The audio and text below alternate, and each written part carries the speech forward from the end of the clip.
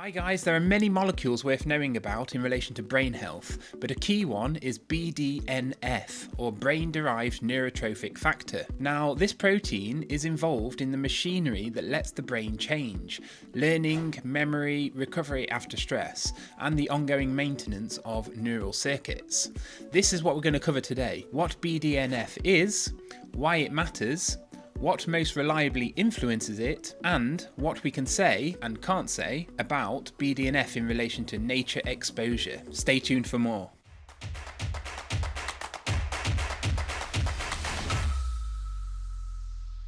So what is BDNF? Well, BDNF is a protein your body uses as a kind of growth and maintenance signal for neurons. These are the tiny cells in your brain and nervous system that send messages. It supports neuron survival, helps strengthen synapses, these are the connections between these cells, and is heavily involved in what we call plasticity or neuroplasticity.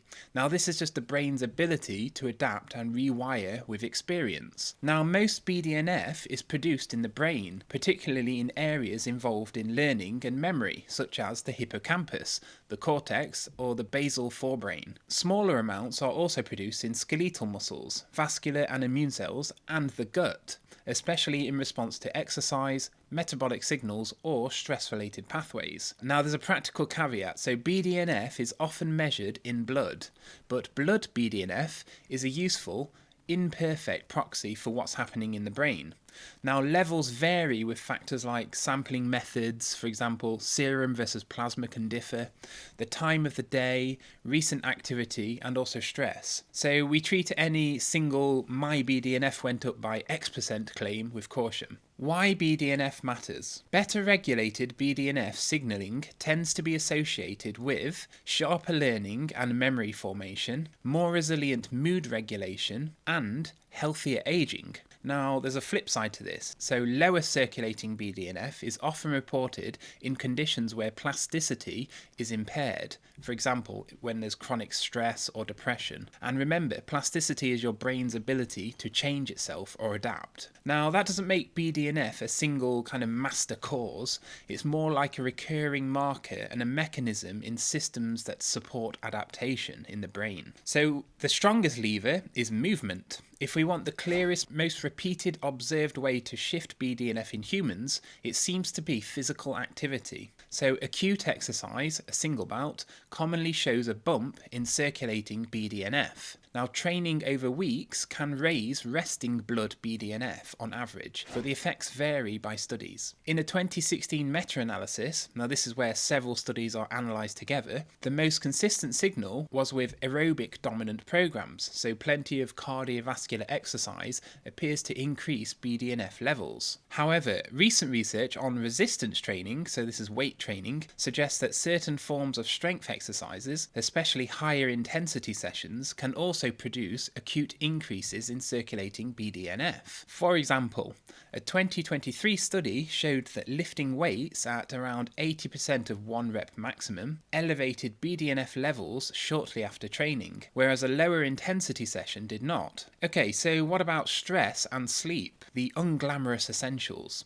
Now, BDNF-related plasticity works best in a body that isn't constantly in threat mode. Chronic stress can push the brain towards conservation rather than growth. Less exploration, less flexibility, more rigid threat learning. Now, sleep loss can do something similar because a lot of wiring changes and the metabolic housekeeping that supports them depend on recovery. So if you want the system to work, stress regulation and sleep aren't kind of bonus hacks. They're load-bearing. They're absolutely essential for brain health. And what about diet? So diet matters enormously too. So think of diet as setting the conditions your brain needs to stay adaptable. What and how you eat influences things like overall inflammation in the body, including the brain, blood sugar steadiness, and whether your brain is getting the nutrients it needs. These conditions affect how well BDNF-related systems can work. So some dietary patterns, for instance, rainbow-style diets, you can see my other video on this, or what some people call Mediterranean diets, and nutrients such as omega-3 acids and polyphenols, so these are plant-based chemicals, have been associated with changes in BDNF in certain studies, but the findings are not reliably large or consistent enough to justify any "this food boosts BDNF" message. So diet supports the foundations, it doesn't directly switch BDNF on. Okay, and finally, what about exposure to nature, so parks and woodlands and meadows, etc.? How does this affect the BDNF in the brain? Well, we have strong evidence that nature exposure can reduce stress, improve mood, and support attention and recovery. And we also have evidence that stress and mood states interact with plasticity biology, so this is the brain's ability to adapt at a biological level, where BDNF is relevant. But direct evidence that nature exposure reliably increases BDNF in humans is still limited and uneven. There are a handful of studies and forest therapy programs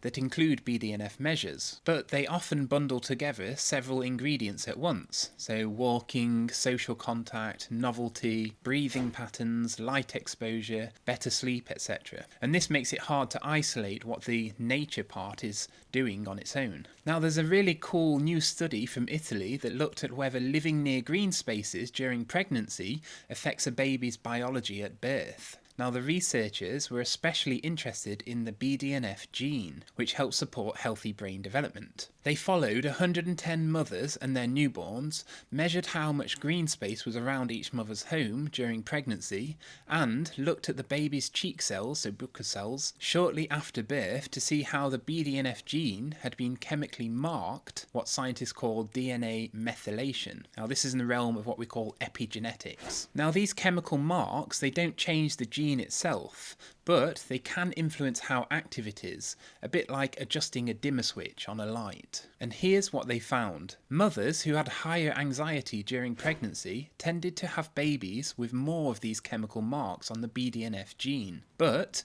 only if they lived in areas with very little green space. When mothers lived close to more green space, especially within about 300 metres, this stress-related effect disappeared. Now, green space by itself didn't change the baby's biology. Anxiety by itself didn't either. It was the combination that seemed to matter. So, the simplest way to say it is, living near trees and green places during pregnancy seemed to buffer babies from some of the biological effects of maternal stress. Now, this doesn't mean that green space increases BDNF. The study didn't look at protein levels or brain development directly. But what it does show is that nature may shape how stress is passed from mother to child at a molecular level, even before birth. It's early research, but it adds to a growing evidence that natural environments may support healthier development by reducing stress loads during pregnancy. What we can say with confidence is that environments matter for plasticity, the brain's ability to adapt. In animal research, enriched environments tend to increase BDNF in the brain, which supports the broader principle that surroundings shape our brain's adaptive capacity. Now, translating that cleanly to humans in real-world nature settings is research that's still underway. Realistic, usable guidance if your goal is to support BDNF-related brain health. Number 1.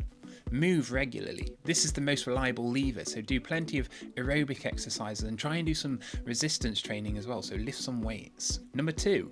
Do some of that movement outdoors when you can.